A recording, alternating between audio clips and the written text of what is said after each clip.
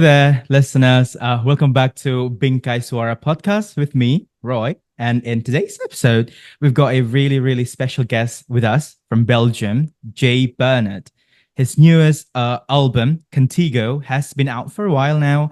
And if you guys have not listened to it, you're truly missing out. Please do check it out because the tracks are so amazing. I love Taxi. I love Matter of Time. I love them so much. And now we're here with the one and only Jay Bernardt. Hey man, what's up? Hi, Roy. I'm fine. How are you? I'm doing great. Where are you right now? I'm in Belgium. It's in the morning here. I have my coffee. It's raining. A little bit depressed. A depressing summer so far, but happy to talk to you. It's really nice to talk to you too. So yeah, first of all, I'd like to say congratulations on the release of the album Contigo. It's really amazing album, as I said earlier. I love the tracks Matter of Time, Taxi. It's just they're just so amazing and brilliant and incredible, you know. And I'm so excited to talk to you about that and about you in general. Oh, Uh, wow, thanks. Yeah, that's a yeah. warm welcome. Thank you. Uh, for there are a lot of people who may have not listened to your album and your music and your song. Could you tell us a little bit about this album? This specific album. What does what was Contigo is all about? What does it mean, and any particular reason why this title was specifically chosen for this album? Well, Contigo is an album I made during the last 2 years. I think before I was touring with my other band, Balthazar. And it was time for a new solo project, but I didn't know what to write about until life happened. I had a breakup, like everyone in their life have, it's a really rough It time. And as a is. songwriter, I couldn't like choose to sing about something else. It's like, Yeah. crap. Life kicks you in the face and you have to sing about it. Hmm. So actually, a whole Contigo is a breakup album. It's mainly trying to figure out what just happened, trying to understand it, trying to learn from it. I didn't want to be too pissed off, or I didn't want to whine and be the victim. I just, wanted to have a different, more mature approach to, the meaning of a breakup in a person's life. And I tried to make a soundtrack to all the lyrics I wrote. And in that sense, the sound is a bit cinematographic. Hmm. I really wanted. I played violin as a kid, and I really wanted to involve that instrument or that vibe into a genre which is more indie, maybe even pop. I call it pop, but most of the people, have a different connotation with pop music. But Yeah. I mean, the whole album weaves through genres of rock and indie music, backed up by an orchestra, which is almost Morricone's style, spaghetti western. Because I think Yeah. if you think like someone who's in a breakup, you think about someone who's in the couch crying. But this is more like a lonely cowboy whistling through the desert. And I think that was a bit the approach of the album. It's called Contigo because I traveled a lot and I went to Spain a lot because Contigo is a Spanish word. Yeah. And it's mainly, I sing actually 10 monologues to my ex. So it's the last time I say with you, to Yeah. her, Yeah. because Contigo means with you. But actually, I'm saying goodbye. So it's the paradoxal word for saying goodbye, actually. Yeah, that's really And cool to get. that's it. That is really cool to get, like the insights of the behind the scene of, why you why you made this album and so on and so forth. And then as you said earlier, of course, I know that one thing that I know about artists, be it an author or a musician like you, is that your work is tends to be like a mirror, a reflections of yourself, of themselves in a way that's very very personal to you, to them, and of course Yeah. this is also the case with the album when you wrote it, but like, do you just want to express your own emotions and feelings through this album, or is there any, like a specific underlying cryptic message that you want to convey to your fans or to your listeners about this album? Um, to be honest, I never realized I was going to release it up until the point there was a Really? release date. Yeah, because you um, I have some troubles with releasing a breakup album because it's super personal. I'm you can know everything about me now when you listen to the album, and it's a bit scary. But the message was mainly made for me because I had to survive this period of chaos, and it's not a not that easy to get through it. But and the message was mainly to keep it positive and to learn from it. But mainly because it was directed to me. Now that it's released, I get a lot of messages from people who are going through the same thing, and they feel um, some words of comfort, or they connect to it, and that's really nice. I didn't expect that. I understand it now, but I didn't think it through before. So it's got like, it's sort of, because it helped me a lot. I had to be brutally honest, no bullshit, not whining, just, what is life about? Yeah. Really singing about the important stuff. And because of that, I think, yeah, it's nice to see that people can relate to it and they don't consider it something superficial that's passing by, like another album, whatever. Doesn't matter. Because to me, it's really an important album, and I love the fact that it's perceived that way now for other people. So I think now I can say the message is like, listen to it, and everything will be all right. And you're not alone. It's a big Yeah. cliche to feel this way, a big human thing as well. You should celebrate it in a way. But I didn't think it through beforehand. I just say it now to sell the album. I mean, you just said it, being cliche is part of being human, so it's true and it's incredible because you wrote it from your heart. It's incredible the way it came out. It's really incredible. But is Thanks. there any particular influence that that this album is based on? I heard you were a fan of Roy Orbison's songs. Were you Yeah, particularly influenced by him, or any other inspirations in terms of your exploration of music, like a ballad, dark, emotional songs like that? yeah. I think the Roy Orbison thing is because I thought as a kid he wasn't cool. I really thought he was a pussy, Roy Orbison. He sang about crying and Yeah, like, yeah. come on, you're a grown up man, get yourself together. But now I listen to him a lot, and I just love the fact that he dares to be so fragile as a grown up rock star. Yeah. But in a way that it's still cool, still the sunglasses Of on course, and yeah. everything, and still the atmosphere and great songwriting. And I just think it goes together with people nowadays like Lana Del Rey or something. They have this aura of um, sort of living this romantic life and getting hurt and whatever, but like choosing to do it that way because it's way more interesting and it feels like a movie.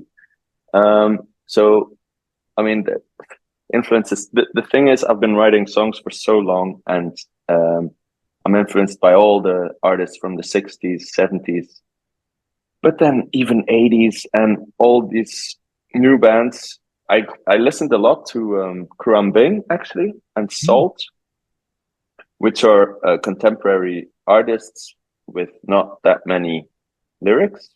Well, Salt is it's a bit activism, yeah, in a way, but I really love the productions of it's Yeah. like modern but still a reference to the past, Yeah. and I think it you can kind of hear the influences on my album because the way I use the guitars or the drums is really influenced by that, and even even Ennio Morricone. I mean, there's some spaghetti western thing going on my album. Yeah. Just to the feeling you have through a breakup is you feel disconnected, you feel everything is desolate. And I think you have to picture a desert in a way through your music. And that's Yeah. what I try to do, but with a soft blanket of violence or whatever. And then there's a rock band throughout the whole album. So it's, for me, it was cool to play with all these,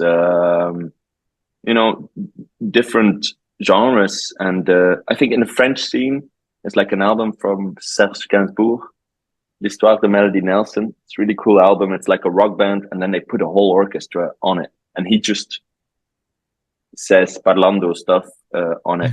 But it has such a strong atmosphere. And I think for me, it's pretty obvious. It wasn't about the singles or the hits or, to get airplay or whatever. It was to make like an album that feels like a movie. You have Rio, the first song is really like an intro, and then Free is like a whole credential, orchestral thing going on. And I think, it related to my life in that sense. And it's funny, of course, that now they pick songs to be on the radio and whatever. That's how the music industry works, I guess. Yeah. Okay. Now let's talk about a little bit about your creative process. I want to ask you about your process behind writing music and writing songs, as we know you from Balthazar before, from a band, and now you're a solo artist, I would say. How does your approach to writing songs now differ than when you were in a band before? I think when you're in a band, you're 5 people. That's the whole deal. And there's me and Martin, the other singer-songwriter. So we're two singers and songwriters. So we often write together or separate. And I think it's more of a closed mindset, in the sense like we're doing this with us as songwriters and us as a band. And, you make it work, and you compromise a bit sometimes, but you influence each other. So it becomes a whole, it's not about you yourself in that sense. It's about the band, and you want to, get the band as good as possible. But when you're a solo artist and you make a solo album, first of all, the topic is very personal. So you tend to dig deeper. Like I made a whole album about one topic. That's impossible with a band. And you make no compromises, in the sense that sounds positive, but on the other hand, you're also responsible for everything. So in a band, sometimes it's easy, like, okay, you do this. It feels you don't have to do everything. Yeah. As a solo artist, it's really like, okay, I'm gonna blow up my ego. I'm gonna be the diva of this thing, and it's a bit funny, but it's a whole different experience to make these songs and to finish them, because there's nobody there to tell you maybe we should do like this or this. Of course, you have a producer. I wrote with some friends as well. It was a fun process to involve some of my friends also in the studio. Because I could invite whoever. I mean, and that's a freedom I really love. So it's, I mean, for me, the process is completely different, and I really love this variation throughout my career to be able to be in the band and sometimes do these solo ventures. But then you end up with an album, and in the end, it's a very personal thing, but I wouldn't have made it without all my friends who worked on the album as well. So yeah, it's still a group of people. But I don't know what to say. There's so much to say. I mean, the memory I have from this album was mainly like, I have these songs, fragile songs, where I try to be honest. And then you go to the studio and there's some great musicians, my best friends. And it was Christmas, like around Christmas. So it was cold and dark, and we just sat together in the room and played this music until we found the magic and the spark. And I live for moments like this. It's truly amazing to get there to that point. Yeah. And that, Yeah. And you're in the middle of a touring right now around Europe. Do you have some of most unforgettable experience during the tour that you have ever found, when you went touring? well, not this tour just yet. I mean, it's all been really okay, but I've been touring for years and years. So yeah, we have a lot of crazy stories. Most of them we can't tell them because it's too rock and roll. No, but yeah, I mean, you get into so many different countries, so many different backstages, or I remember being pulled off the stage for so many reasons. For example, we once played next to presidential gardens, and they pulled us off the stage because it was too loud for the president. Stuff like that. It's so cool. We once played in South Africa and the stage collapsed and our gear was in the water. It's like it, and most of the times in the beginning you're like super dramatic about it, but the more you tour, the more you're like, okay, now this is happening, fine. That's I'm getting used good. to it. Yeah, especially flight shows. You get there with you rent stuff, and you have a computer with you for the keys and whatever. And like so many times that it just doesn't work, or something technical fails, and you look at the audience and you're like, am I gonna stop the show? Are we gonna be an artist like that, or are we gonna rock and roll? And we'll see. We're just gonna play the songs differently. And then most of the time you have an unforgettable concert, and it was probably, it sounded terrible, but because there was a dialogue with the audience and everyone knew that, technically everything failed, but we did it together as a band and an audience.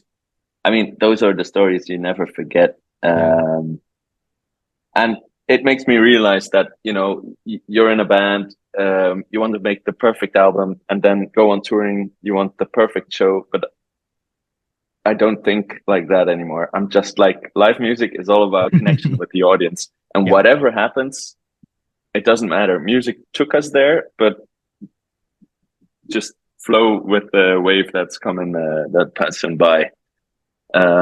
Because otherwise each day is the same day on tour. Yeah, that would be boring.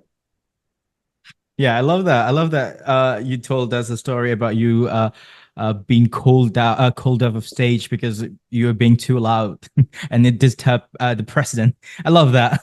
But it's crazy. You're there to be a rock band, and then you're too much of a rock band. There's so many. It's weird. It's really weird nowadays. Like you can't be too rebel anymore.